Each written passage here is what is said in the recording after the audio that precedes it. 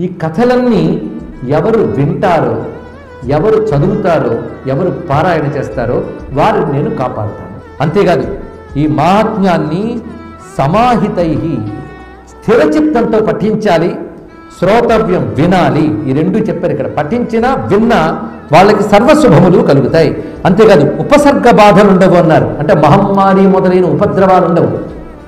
అదేవిధంగా లోకాల్లో లేదా ఆ ప్రాంతాల్లో జరిగే రోగాల బాధలు ఉండవు.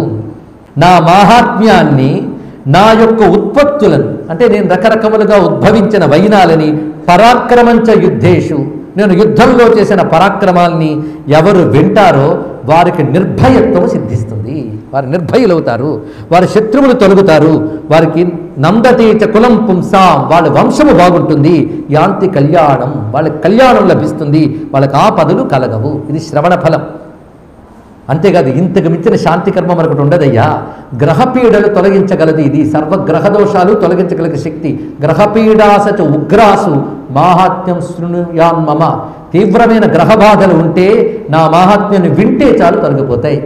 జాతకాల్లో ఏ దోషాలు ఉన్నాయో వెతకక్కర్లేదు, అన్ని దోషాలు అమ్మ తీసేసింది, గుర్తుపెట్టుకోండి. గ్రహపీడాశ్చ దారుణాహ శవం యాంతి దుస్వప్నంచ, దుస్వప్నాలు కానీ కలిగితే ఆ దుస్వప్న బాధలు అమ్మ తొలగిస్తున్నది. బాలగ్రహ బాధలు అంటే చిన్నపిల్లలకు కలిగేటువంటి అరిష్టాలు కూడా అమ్మ తొలగించగలదు. పఠనం వల్ల, శ్రవణం వల్ల దుష్టశక్తుల బలం పోతుంది. ఇంకేం కావాలి మనకి ఇక్కడ? రక్షోభూత పిశాచానాం పఠనాదేవ నాశనం సర్వం మమేతన్ మాహాత్మ్యం మమ సన్నిధి కారకం.